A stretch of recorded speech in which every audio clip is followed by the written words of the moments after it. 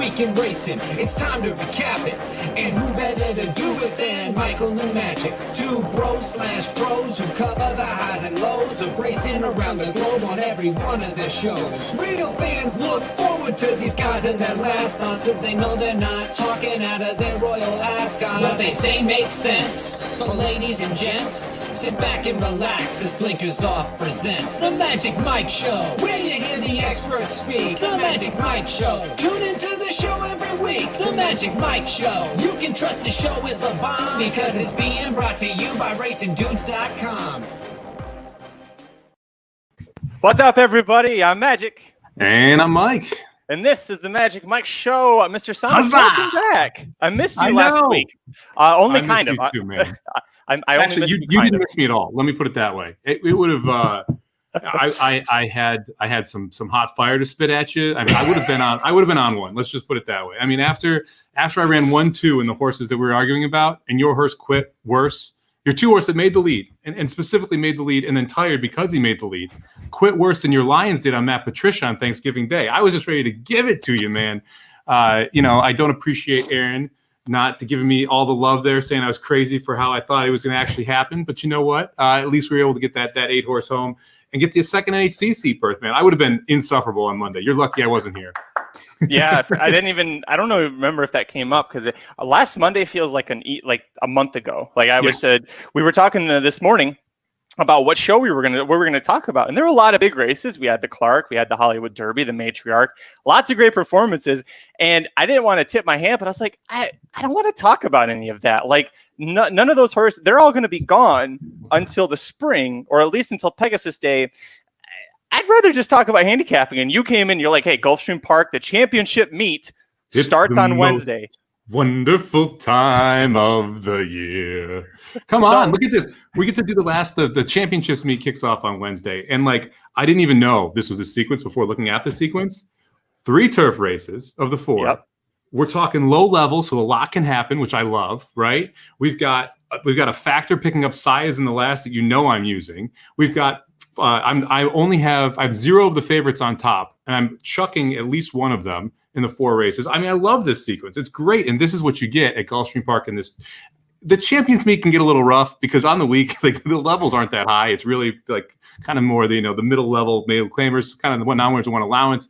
But those big days are huge, obviously. But this is going to be a huge pool. I love that we're running on Wednesday, Thursday, Friday, Saturday, Sunday. Don't forget about your Wednesdays at Gulfstream because you get some big pools on it. Yeah, 5 in a row. And you get these turf races that are just a lot of fun. So we got 2 turf sprints. We got all kinds of chaos that's going to happen. I love it. Let's go. Let's do it. I'm excited. Can you tell? I can tell. Well, you look much more relaxed and rested. I know leading up through Breeders' Cup, things between work and obviously the horse racing side of your life, things were a little hectic for you. So you got to take all of last week off, enjoy Thanksgiving with your lovely family. Aaron did a pretty good job pinch hitting for you. He was a lot nicer to me than you would have been. So thank you, Aaron. Aaron was sober, and that's the problem. If Aaron was drunk, it would have been a massacre, but he was partially sober. So I'm shocked, man. 4:30? He's usually gone by then. Well, I know, but you know what? He's not used to handicapping a big sequence on a Monday, and I think that took away from his drinking time. He couldn't just go, well, it's Broberg at Delta, Broberg at Delta, Broberg at Delta, done. Can't really do that with the Churchills. So Aaron did a pretty good job. I think, did I go 0 for 4 or 0 for? I think I might have gone 1 for 4 with that sequence. First 2 races, I was wrong. It was the horses that I liked but didn't like enough to put on my tickets. Aaron liked him enough, he put him on. Neither of us saw Bodie Express winning the Clark. I don't want to talk about that. I pretty much just chuck every horse that was in that, including poor Code of Honor. But that last race, he had a single, and that poor horse Scratch. I was really excited to see how his single was going to run. So we didn't get to see that fulfilled. But a sequence like this at Gulfstream that we're covering on Wednesday, the late pick 4 sequence, this is a pencil sharpener for me. This is one of those ones when I'm like, all right, I really have to go back to the basics of handicapping, and I can't rely on knowing who a lot of the trainers are. I know some of the jockeys, but you really have to go into the nitty gritty here. So for me, this is a fun challenge. This is better than looking at Los Al for the next 2 weeks, I'll be honest with you. So, I'm not going to bitch and complain about it being low-level turf horses at Gulfstream Park because screw it. This is fun. I like this. This is also going to be a great example of different angles that you can play specifically for track specifics or level specifics. Like a lot of time when we cover some of these big races on the weekend and big sequences, we're talking about horses we know, we're talking like trainers, jockeys that you see all the time. This is much more nitty gritty handicapping like you talked about. So it's going to be interesting to see kind of, I'm excited to talk about why I got onto some of these horses and why I'm using them, because I think it's going to be angles that people don't hear me talk about every single show, because it's just a different level, different type of horse. And I'm excited. We got 2 turf sprints in here. I mean, this sequence just turned up just aces for me. I'm excited to get to this thing.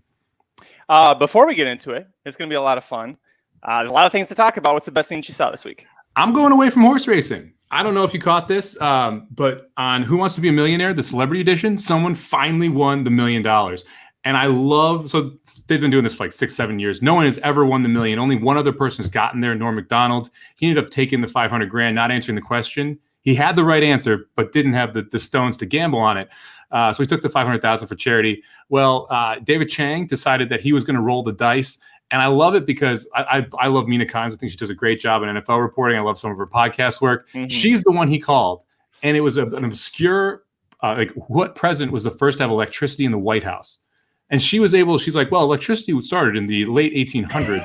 And so I'm going to count out these 2 presidents. And then that leaves me with 2. One was president in the early 1880s, the other late 1880s. So I'm going to go with the one in the late 1880s. Like the logic that she went through of random presidential knowledge was incredible.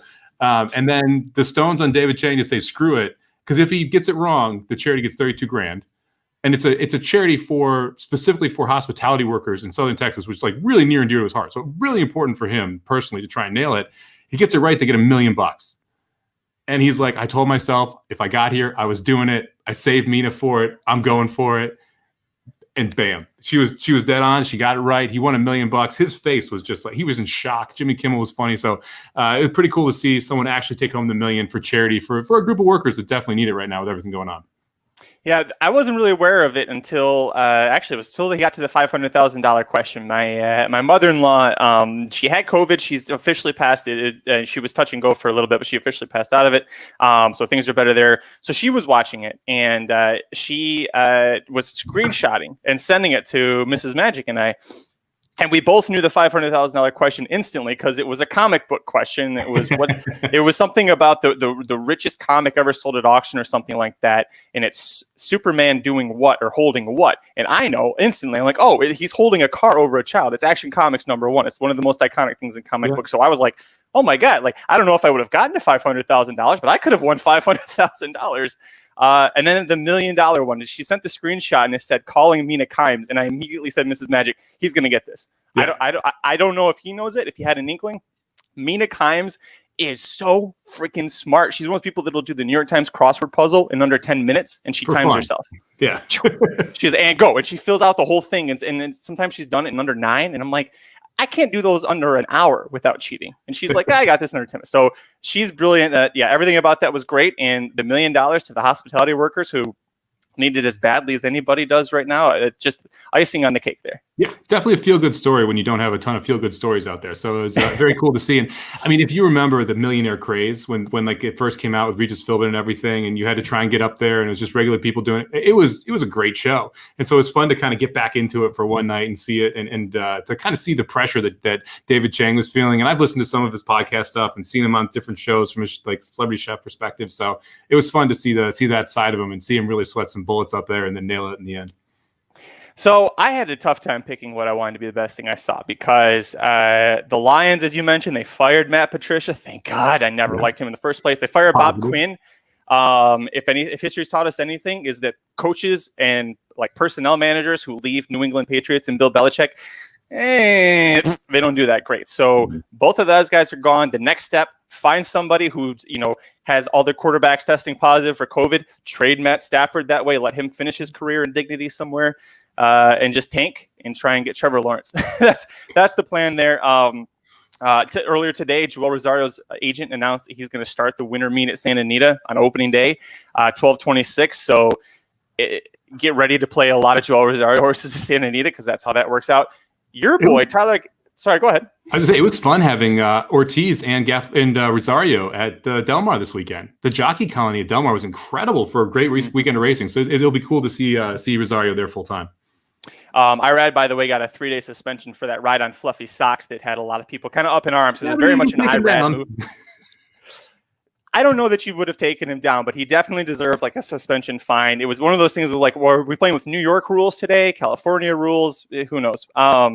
Your boy Tyler Gaffalione has swept all 6 Kentucky riding meets this year, the major ones. He did all 3 at Churchill, #1 jockey, both Keeneland meets, and the Kentucky Downs meet. So I don't think you're allowed to give shit on Tyler Gaffalione much for the next year on Magic Mike. I don't give Tyler Gaffalione too much shit. Who was second at all those meets? Just out of curiosity.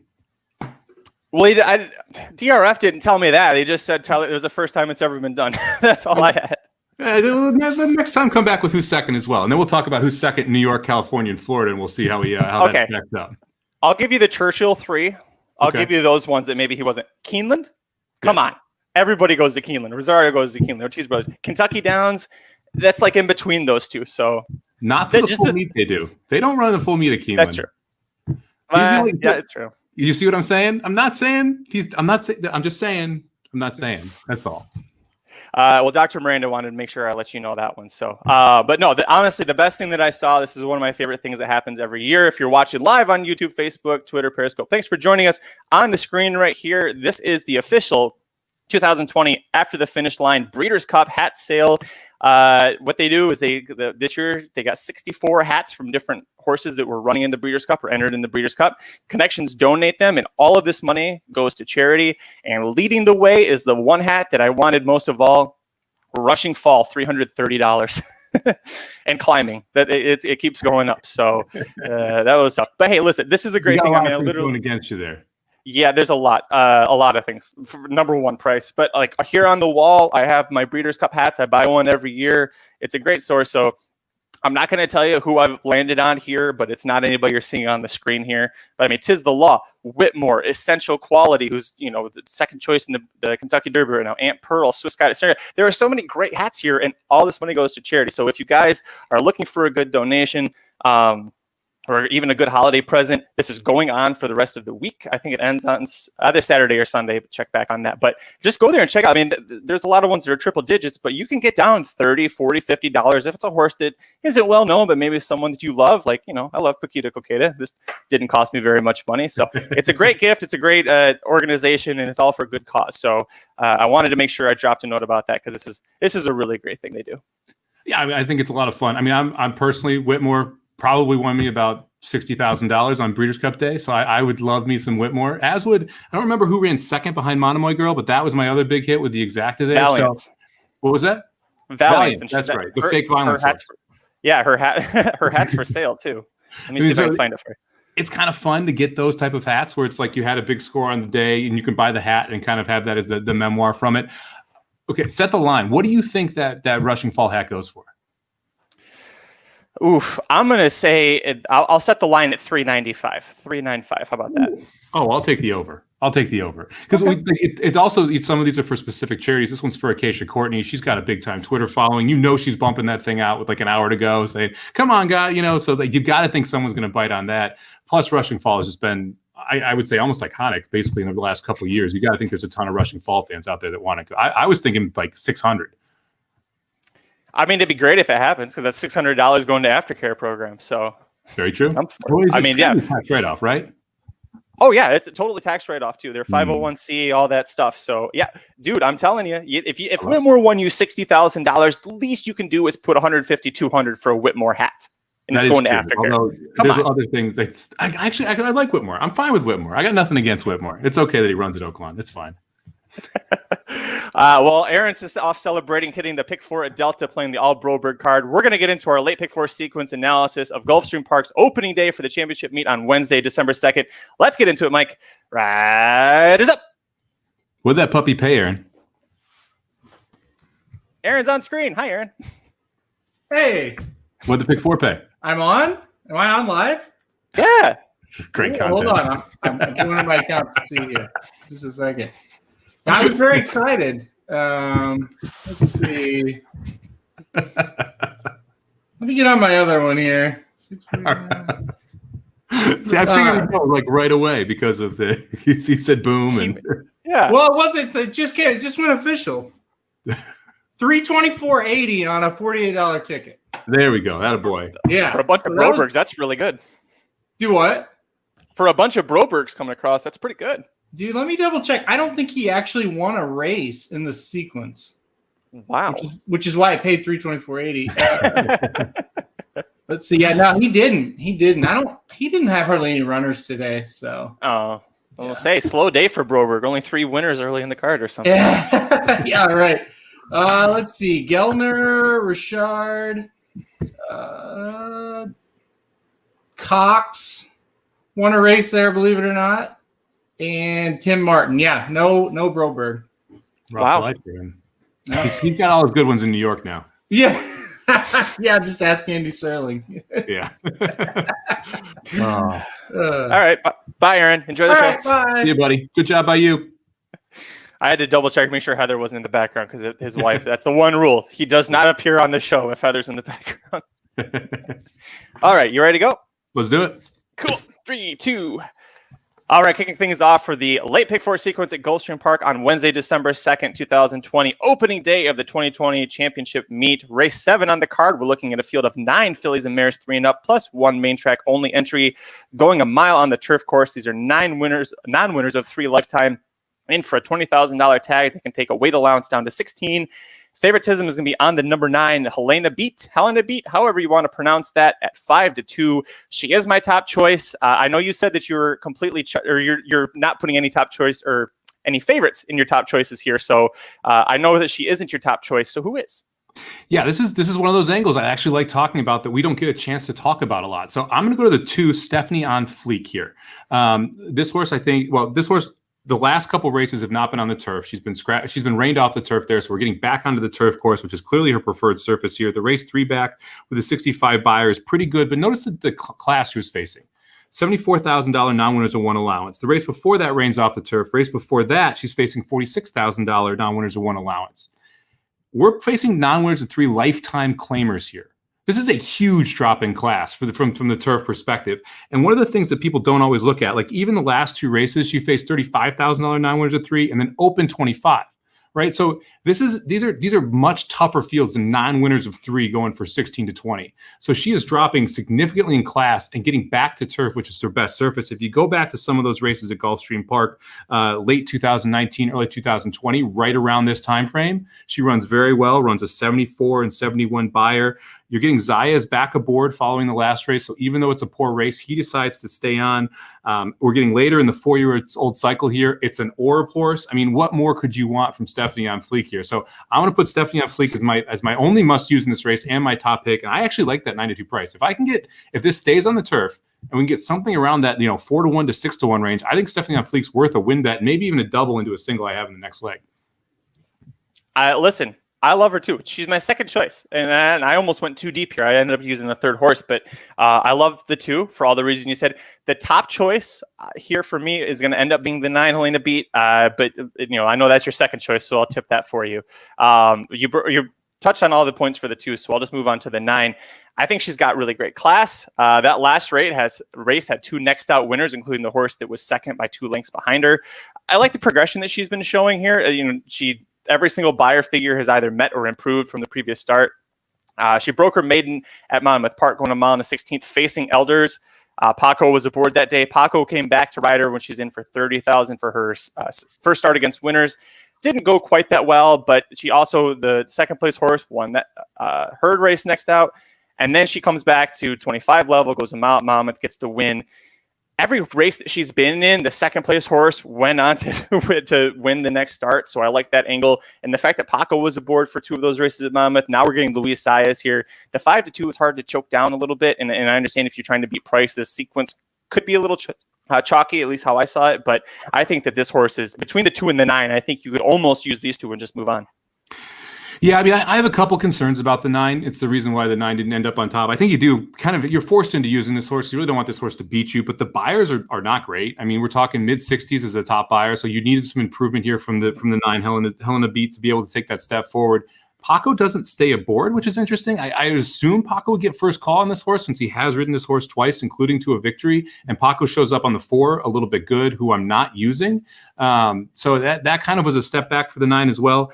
The 9 also, if you look at it, was facing better. So it's that back to that open company claimers, the $30,000, $25,000. It's able to break its maiden off a layoff. So I'm not worried about the kind of the little break here that we took in between. And Cervelli usually does very well. She's a very good trainer here in these lower levels during the champions meet. So everything else fits. And this is a horse that Saez is going to need to win with to be able to win the jockeys meet, which he tries to do every year at this meet. So I don't dislike this horse. It's just, I don't really want to key around this horse at 5-2 at this price. And I have some interest in a couple other horses here who I think could take this field gate to wire. And I'm going to start with the 6 horse here. Donata. We're going with Donata. So this is the Mark Cassidy horse who's going to show up here. And again, if you look back into the claiming races that this horse was in prior to the last race, it was all open company. Horse goes out and faces non-winners of 2 competition for the first time and absolutely just airs them. Able to go wire to wire. Time's not great, specifically that last quarter, which is one of my concerns here, but was able to go wire to wire against a field that it really should beat. It's also the first time facing elders. We're taking a small step up from non-winners of 2 to non-winners of 3, but we're also dropping from 25 down to 20. So it's a pretty lateral move in my mind, and I don't think you have like a world beater field here. It's also not a ton of speed for this level in this race. And I do expect Torres to send again here. So with Torres sending and this horse being 1 for 4 at the Gulfstream Park, but 3 for 4 in the money, as well as kind of getting this winning thing down here, I think that Deanna has a chance of taking this field gate to wire.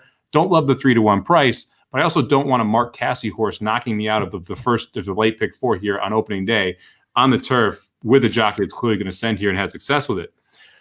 I'm kind of surprised we're getting 15-1 on the 10.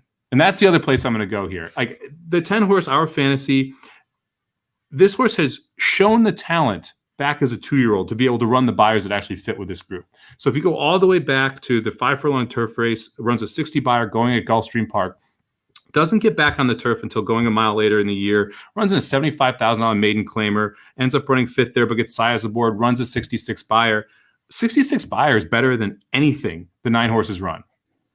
So you're getting 15-1 on a horse that ran a 66 buyer early in the 3-year-old season, facing a horse that you're getting essentially 5-2 on that's never run that buyer right to the inside. I also like the fact that this horse showed some speed last time out. Now, I know it was taken off the turf, but it was first out off a layoff. We're getting second off the layoff. Kathleen O'Connell is another good trainer here on turf that's kind of under the radar. We're getting second off the layoff here. This horse is bred for the turf. It should like the turf more. So being able to run that 71 buyer off the bench should mean that this horse could take another step forward on the turf. If this horse sits right behind the 6 and trips out, and you want to be clear near the lead or close to the lead at Gulfstream Park, 15-1 is a great price on the 10 horse here. So I'm going to end up going 4 deep here. I'm going to try and catch a price with a 10. I like the 2 the most. I think the 9 is going to be over bet. So I think this is an interesting race to kind of take a swing at early. You and I almost saw this similar. I think the 6 and 10 go. I think the 7 is going to go, and I think the 7 is really cheap speed. It said the 7, My Masterpiece, actually has the highest time form early pace rating of 109 in the race. Plus, adding blinkers here, I don't want anything to do with this horse, and I think she's going to go out there and screw things up specifically for this 6. So, of the 2 that you're using that I'm not, I would angle towards the 10 a little bit, but then with the 10, the outside post, you know, there's going to be 1 scratch. So going to move in a little bit, but that outside post, it's a short run into that first turn there. That's why I didn't use, but listen, I'm not going to sit here and give you a bunch of shit for why you're using horses I'm not, because that's backfired on me a lot recently. So I'm just going to say we'll disagree. I did use the 4. I went back and forth about this horse a lot, and it's ultimately because Paco picked up this horse instead of the 9. And if the 9 was my top choice, and I think Paco getting on the 4 is going to be huge. This horse is buyers just like the 9 horse. They need to improve. She's 3, but I think for her, we might see her ceiling here as a high 60s, mid to high 60s. Both of her career wins have come on the turf at this distance. She's 5 for 8 hitting the board in 1 mile turf races. So I like that she's got going that for Ron Spatz, 20%. He's got pretty good percentages across the board. It's literally just adding Paco that I think is what put me on here. Paco was aboard when she broke her maiden, rode her to a 3rd place finish, well-beaten 3rd place finish in January of this year in a starter allowance race. So it's the Paco factor that's going to put this horse into my ticket, but I completely understand if you're against her. Yeah, and to be honest, you know, I'm playing a $40.50 ticket.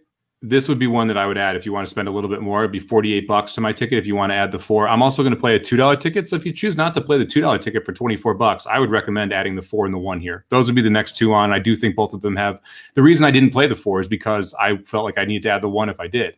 And I didn't want to go additional 2 horses here and pump my ticket up to $56, especially when I like the 2 quite a bit. So that's why I didn't end up using the 4 and the 1. But if you end up skipping my $2 ticket and you want to spend the extra $16, those would be the 2 next horses I would use in any of the 4 legs.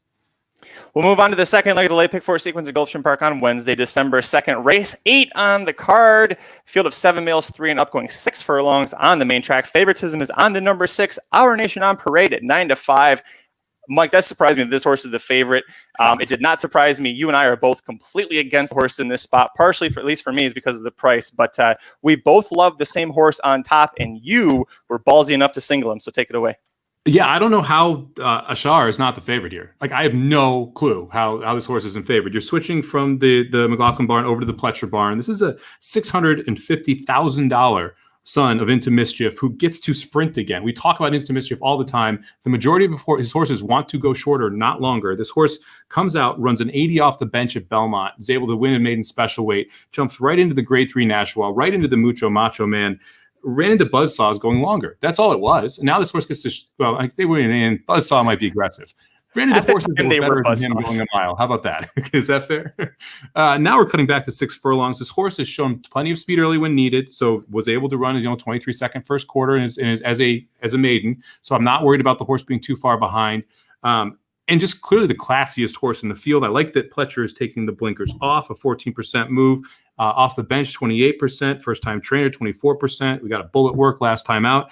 And this is the horse that Saez wins. This is the type of horse that Saez wins with every single year at the champion meet. He gets these Pletcher mounts that are first off the layoff or that are dropping down into maiden claimers that just are correctly spotted and make sense. And this horse, this 5-horse Asher, makes sense, is correctly spotted in here. And the 6 horse is a awful favorite against the 5. Like, the 6 wouldn't even be the next horse I would use in this spot. So I'm going to single up Asher here in both the $2 and the 50-cent ticket. It allows me to spread like crazy.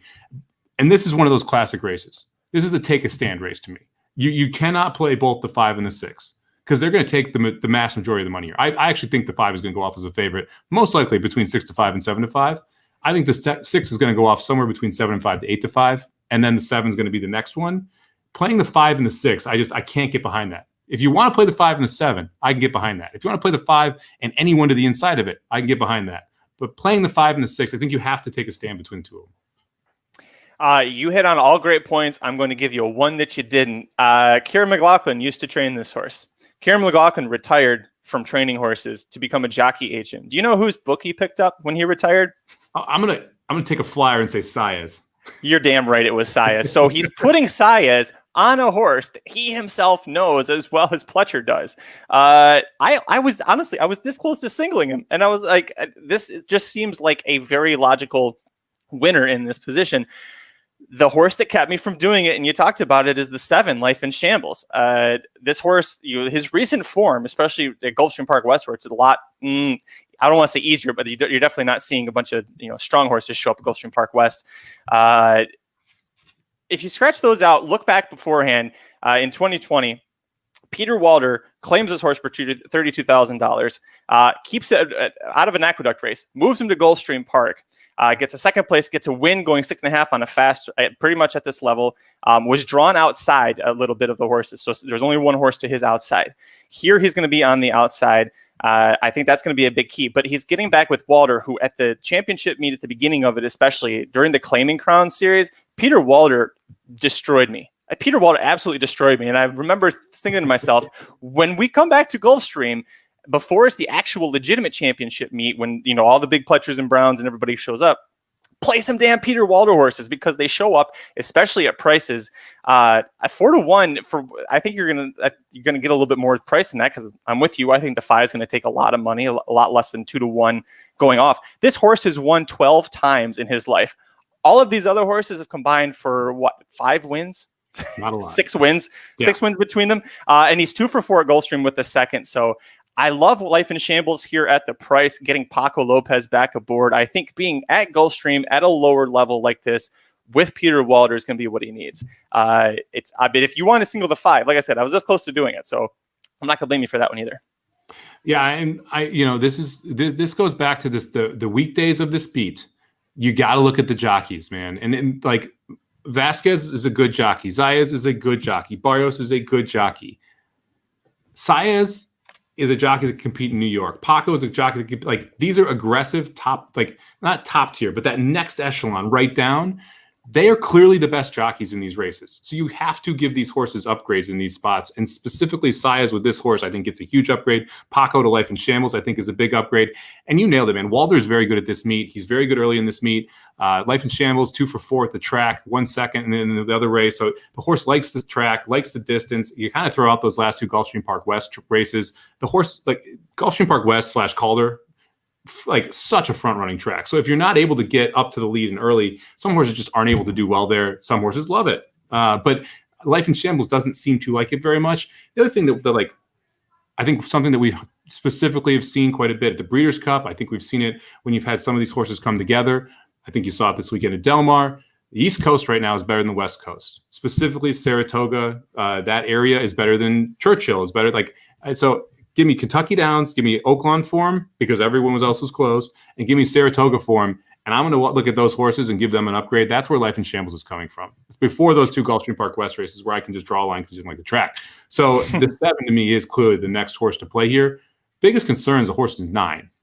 And if the 5 brings his A game, I'm not sure the 7 has an answer. And that's kind of why I ended up singling there. Because I think the 5 can run his A- game and still win this race. Whereas I think the 7 needs to run his A game and get help to be able to win. Yeah, I'm with you. And this is based off of if the 5, for whatever reason, doesn't fire, or if, the way that the 5 is run, you would think 6 furlongs is right there. But for whatever reason, if the 5 doesn't do it, that's why I went 7. Also, one last thing I forgot to mention. So Peter Walder had this horse for 3 races during the summer. Then they send him up to Saratoga with Linda Rice, gets claimed for 20. Right out of that race, he gets put to a 25K, and they claimed him right back. They said, "No, we're taking him back. We want him." And then Walder brought him back down to Florida and Gulfstream. I mean, he's only been at Gulfstream 4 times in his 9-year career. He seems to like it there, so he's got that angle going for him too. Yeah, like I said, I was 5'7" here. I never considered using anyone else. We'll move on to the third leg of the late pick 4 sequence at Gulfstream Park on Wednesday, December 2nd. Race 9, you got a field of 8 fillies and mares 3 and up plus 2 main track only entries going 5 furlongs on the turf course. Favoritism is on the number 3, Catch a Thrill at 8-5. Same connections as Sir Winston, a horse that's near and dear to the Magic Mike Show hearts. This is an interesting race. I went 4 deep here. You and I are going to have, at least with your top picks, you and I are going to be right in sync here. So I'll let you take it away.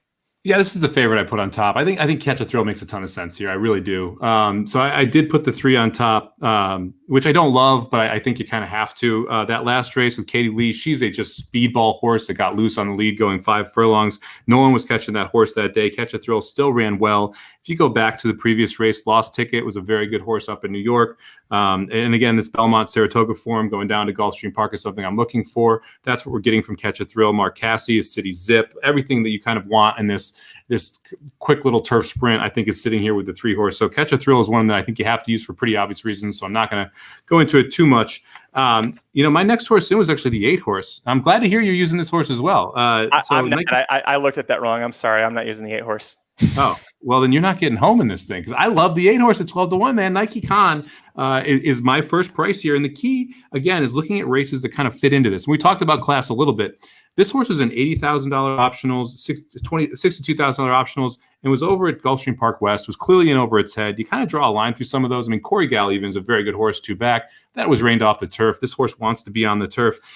And the reason that I like this horse, if you go back to those Gulfstream Park turf races going 5 furlongs, specifically in September and August of 2019, even some a little bit further back in May of 2019, all of a sudden, we're all over that buyer form area. We're in that 78 range, the 79 range, where it is good enough to win here. We get 3rd off the layoff, we get Quinteros, and notice the jockey. Miguel Vasquez getting back aboard. Miguel Vasquez has been on this horse for 1, 2, 3 wins and a 2nd place. So the jockey and the horse fit together well. Horse is 2 for 8 at Gulfstream's turf, 3 for 10 at the distance, getting 12-1, and I think getting a pretty nice setup. There's quite a bit of speed in this race that this horse can be able to try and run down late. So I'm going to take the 8 at 12-1 as a price. I didn't use the 8 because I think there's enough of the form there that makes me think that she just isn't interested in racing anymore. This is the end of her 5-year-old season. But there's a nice class drop she's taking here. So if she can get back to the form she had 14 months ago, She could definitely win this race, and I think you're going to get every bit of that 12-1. That's the only reason I didn't use her. I love the 3 in this spot. I apologize. I thought that the 9 was your other must use in this spot, because that's my other must use. I think this horse is getting back to a firm turf at her favorite track, Gulfstream Park. She's never missed the board in 6 starts. She got 2 wins, a second and 3/3. She's 16 for 20 lifetime hitting the board. This would be a great horse to own, which is why she's been claimed so many different times in her life. It's because everybody wants to cash a check. I like the fact that she was claimed for $22,000 back in July. She ran protected in her next 3 starts, including a stakes at Monmouth against older males. That was a really big thing that tipped me off that this horse has got some talent. I know she got 4th. It was a 5-horse field, but she was facing males, older males in that spot. Now she's dropping back down. She's in for a tag here, for that optional claiming tag. She's got 4 wins on the year. This is just a really classy horse, and we're getting Paco Lopez. It's Kelly Breen. They do really well together when they're at Monmouth. I really like this horse. I just don't think 3-1. I don't think I'm gonna be able to get that on race day. I got a little bit of a speed issue. That's my biggest thing here. I'm concerned that this, like I said, there's a lot of speed in here, and I'm going to use the 9, and I'm going to use another speed horse because I want to have speed at Gulfstream Park going 5 furlongs. But that being said, there's a lot of speed in here, and that's kind of why I like that 8 setting up for the. I think the 3 is going to get a trip out. The 3 could be really dangerous here. But I do like the 8 coming from off the pace because of the speed in here. I like the 9 for every reason you said. I think the horse also likes Gulfstream Park. I think the Paco going 5 furlongs at Gulfstream Park is a big thing. He's an aggressive rider. He puts horses in really, really good spots on that turf. Yeah, just a touch aggressive. So as long as he doesn't get taken down, then, he's usually a good horse to have on the turf at Gulfstream Park, especially in the weekdays of these championship meets. So, to me, I think that the 9 horse is a good fit here. That was actually my next up. Last horse I ended up using was a 2 horse over Gators. This is another one of those speed horses, but I'm going to kind of peel the onion back here. Look, I like this trainer switch. So we're going, Monica McGoy is not like a household name, but she's getting home 13% of her starters out of 162. The turf sprint number is what I like. It's 11%, but she's at a plus ROI of $2.13. Also pretty good with a turf to dirt switch. She actually trained this horse for the first time back at Gulfstream Park West. It's going back into her barn. It was a dud, but it was also first time out. So I'm not too worried about that. What I like is that we've only been on the turf twice. And those 2 buyers are 71 and 75. The career best and second best buyer, or third best buyer that this horse has run. Horse is the inside speed here. I don't think that the 1 is going to go as quickly early as the 2 is going to want to go. Jaramillo is a chop send rider when he has the horse to do it. So I think Jaramillo is going to pump right out of the gates. I think the 2 is going to be in the lead heading into the turn. And if that's the case, I want a piece of that horse at 10-1. Because you just see some funky things in some of these turf sprints. Sometimes they just don't catch them, especially if you haven't gotten a lot of rain.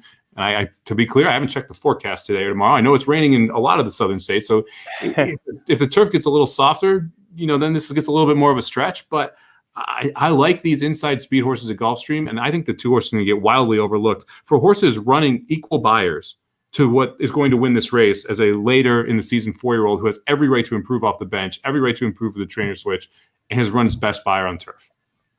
I did look at the 2. Emicio Jaramillo picking up on a speed horse, on a clear-cut speed horse, definitely caught my attention.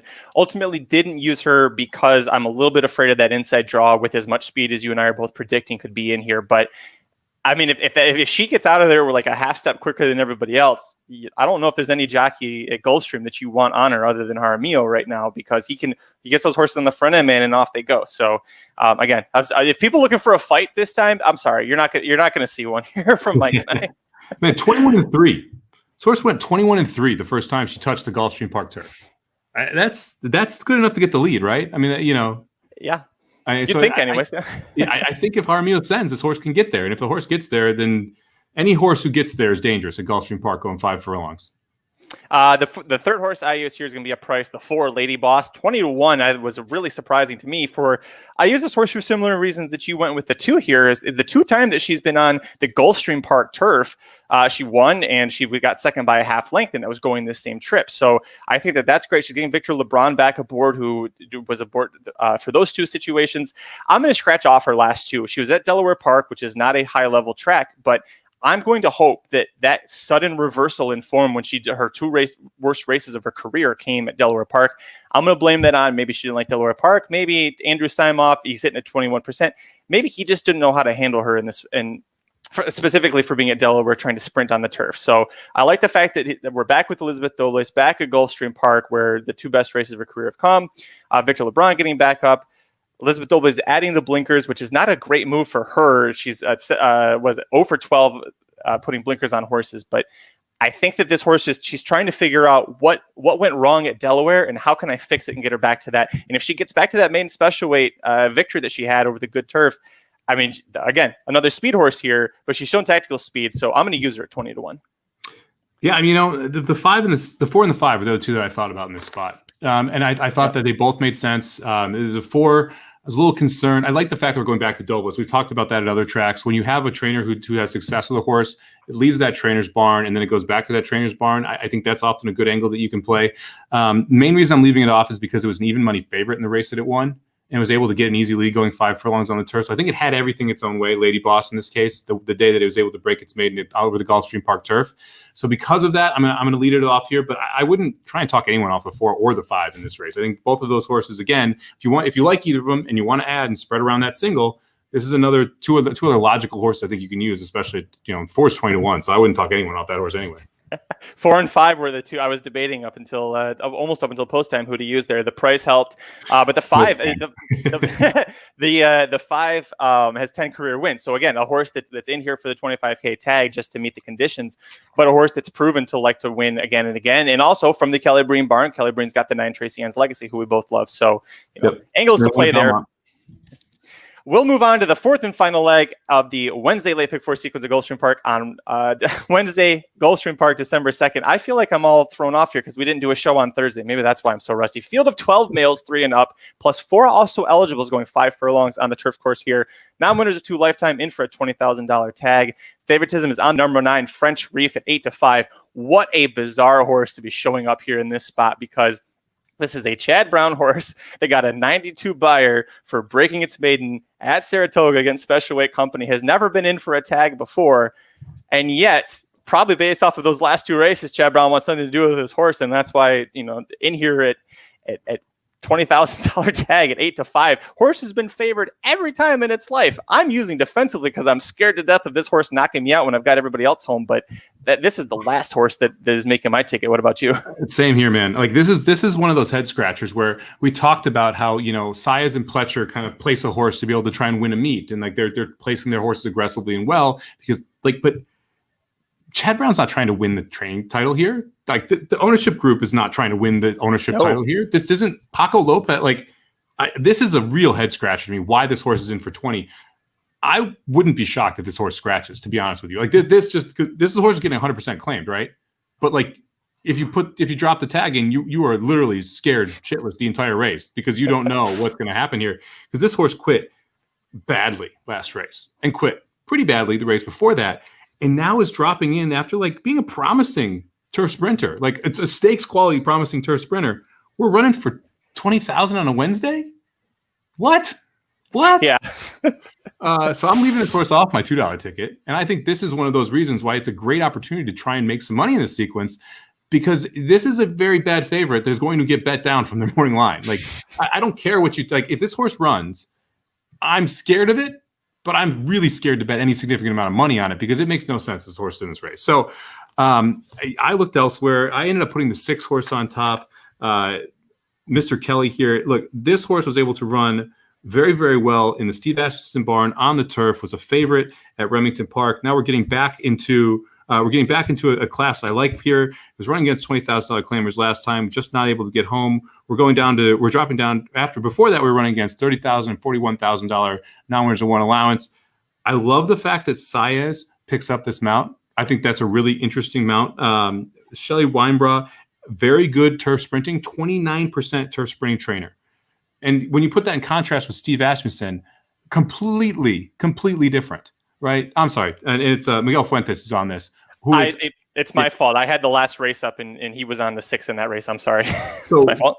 Big key for me is Cheryl Weinbrough picking up the training duties here. So Asmussen turf sprinting, not something I love. Right. I've been very clear about that. Well, now we're getting a 29% turf sprinting trainer who's also 18% first time out with a $4 ROI. And we're getting a bug jockey on a horse that has shown speed every single time. So we're getting a 7-pound weight advantage, for a horse that I think is going to just send, which is also going to cause a trouble for the 9, by the way, who's going to probably want to try and send too.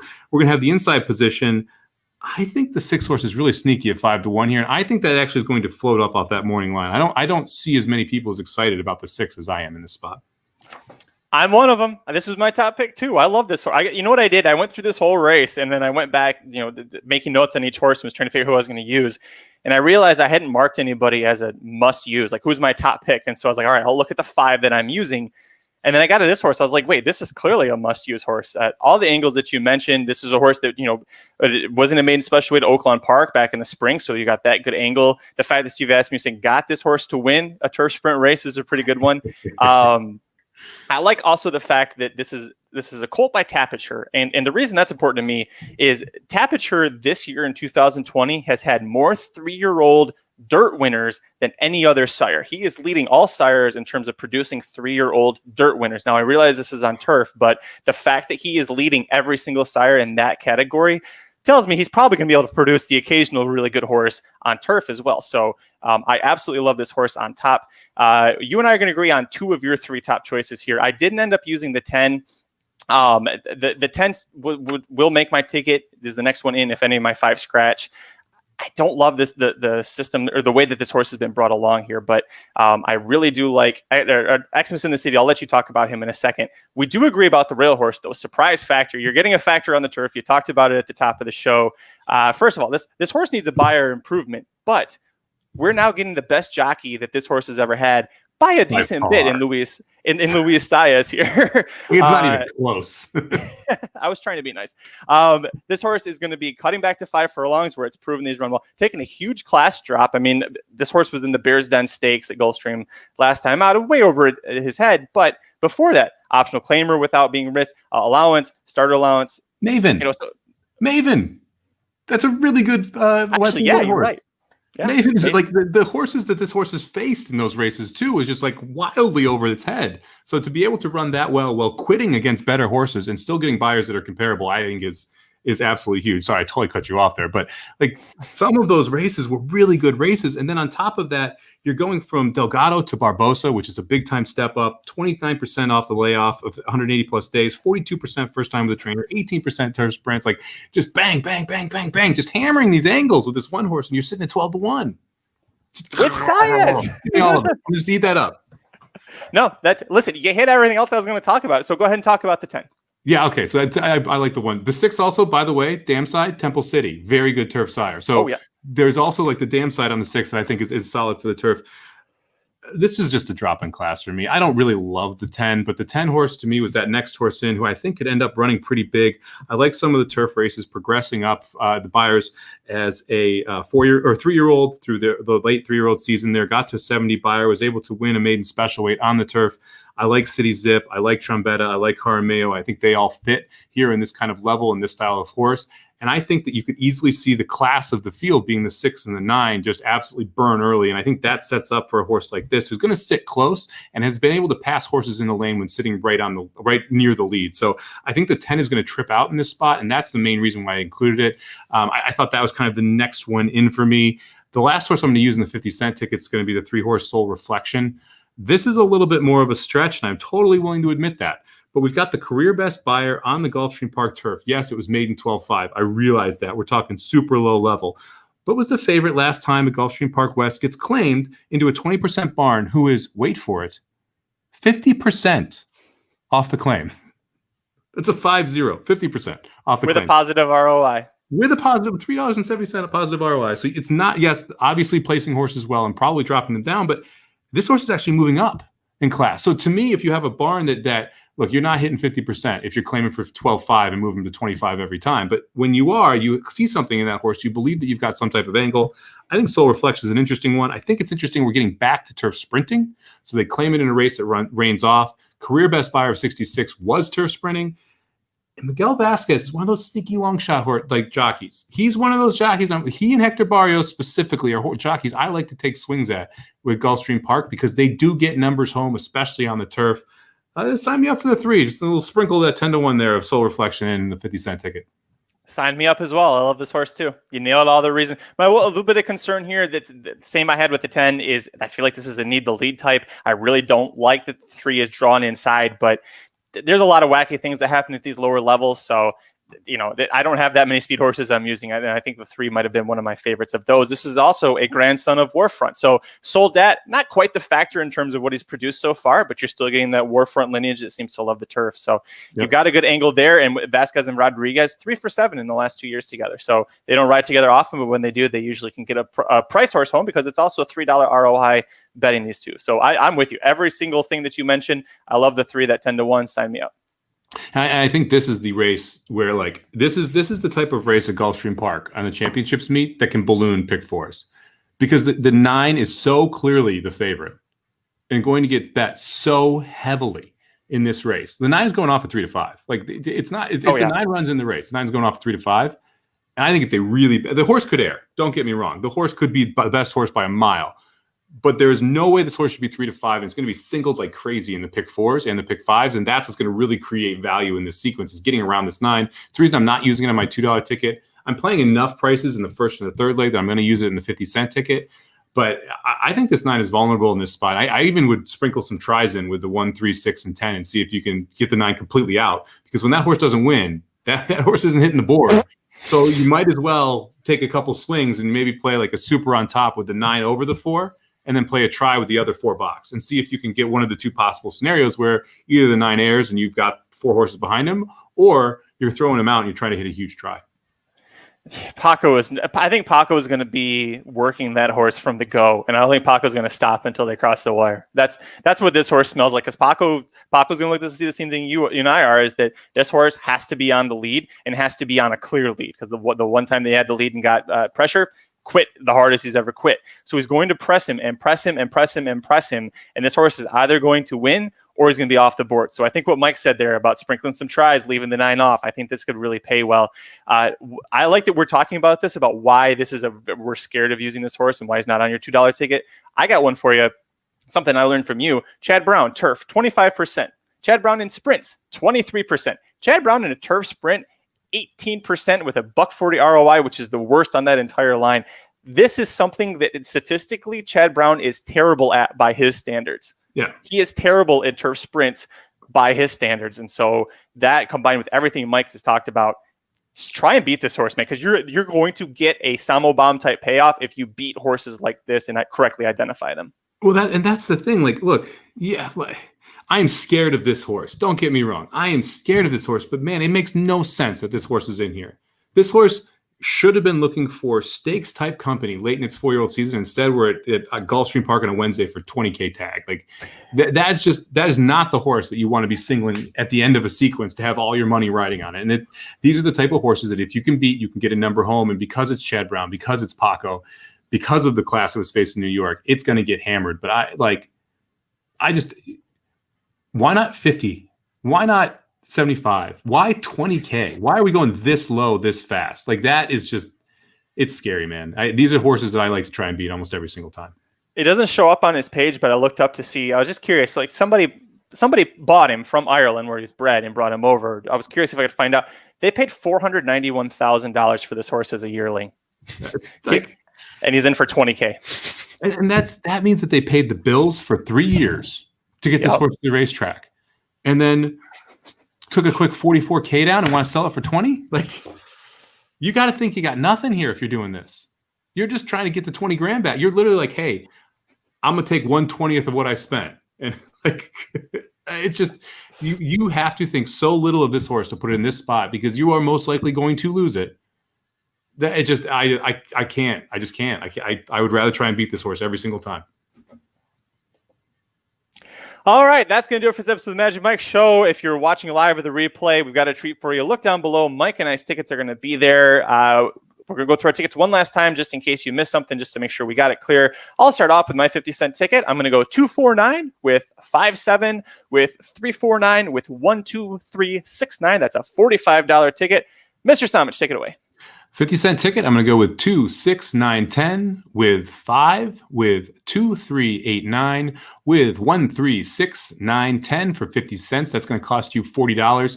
If you want to add the 1 or the 4 in the first leg, or the 4 or the 5 in the second leg, those would be my next horses in, especially if you want to chuck the 9 in the last, or if you get a couple scratches. I'm going to play a $2 ticket as well. I'm going to go 2-9 with 5, with 3-8, with 1-6-10 for $2. That'll cost you $24. Perfect. Thank you guys for joining us. Hopefully you like that we kind of changed things up here on a Monday. Like we said, we wanted to talk about the stuff that happened, but not really that much. We were more excited to talk about Gulfstream because the championship meet's coming. This is this is when Mike's, if you've been a fan of the Samo Bombs following for the last couple of years, this is when Mike really gets hot. So if you're looking to get into the Samo Bombs, if you're like, I don't know about trying it, I'd say do it now, but hey, you want to give them a trial basis and see what happens. You want to risk opening weekend, that's fine. But at least make sure you follow the man on Twitter. He's at SamoBomb18, number 1, number 8. I am at Curtis Keller, the corporate overlords at Racing_Dudes. It is still Monday when we're doing this. It is November 30th. So for the last few hours here, if you go to oldsmokeclothing.com and you use the promo code DUDES, DUDES, you get 50% off all the apparel we have, so you can be looking fresh when you go to the track. But it's only good through Monday, so if you're catching this replay on like Tuesday or Wednesday, sorry. I don't know what to tell you. Missed your shot. Yeah. Mr. Thomas, before we go, any other closing thoughts or anything you want to touch on? No, I'm excited about Gulfstream Park, man. We're going to have some grids during the week for Gulfstream Park for Wednesday and Thursday in the Samo Bomb, so keep an eye out for that. And then, Friday through Sunday, we'll be putting up tickets and grids and everything going on there.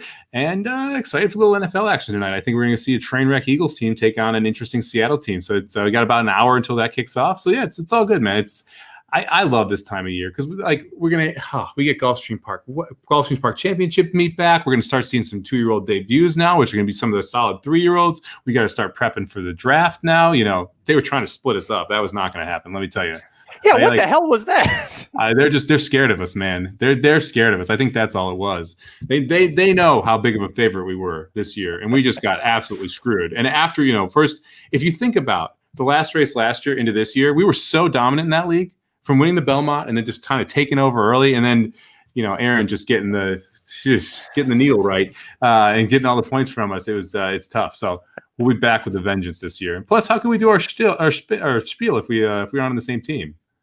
Yeah, with the third pick, I'm Mike. That doesn't work. It just doesn't work. I was thinking about that. I know. I have to start. I feel like I'm way behind on the draft this year for the prep. If you don't know, there's a fantasy league that the Racing Dudes team does. There's 10 teams, and we all draft. We each draft 5 2-year-olds that we can get points for based off of how they do in their 3-year-old season leading up to the Kentucky Derby, Triple Crown, et cetera, et cetera.